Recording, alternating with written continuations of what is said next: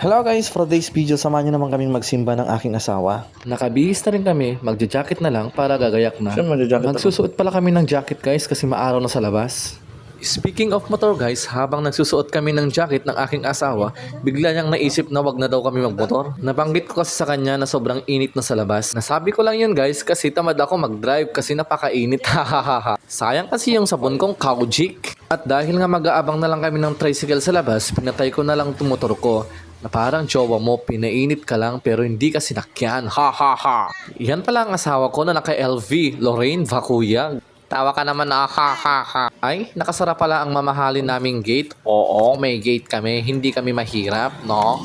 Ang laki kaya ng gastos namin dito, tali pa lang 7 million na yan, Gawa to sa alloy guys, tignan nyo ang gaan-gaan, Tignan nyo, ang gaan-gaan, ganyan lang ang gate namin. Ito pala nakikita yung bakuran guys, yan, yung may semento. Sa amin to, hanggang dyan, hanggang sa dulo. Ang hirap naman mag-commute. Yan, hihintay kami ng sakyan ng tricycle dito sa daan. Hirap pag-commute. Ba't wala mga tricycle ngayon? Wala po. Yan ang buntis kong asawa. Hi, after 10,000 days, meron na ding tricycle na dumating guys. At ito na nga, papunta na kami sa simbahan.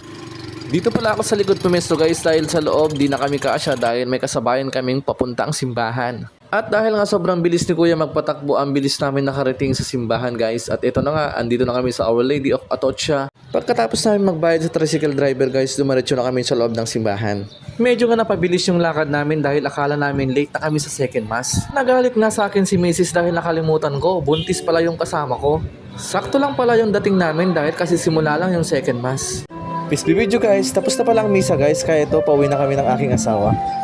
Pagkalabas namin sa simbahan guys, dumiretso na kami sa palengke. Malapit lang kasi ang palengke sa simbahan. Kaya ito guys, nilakad na lang namin. Sayang pa kasi yung perang ipapamasahe namin. Panigurado, may magre-reklamo mamaya na masakit na ang paa.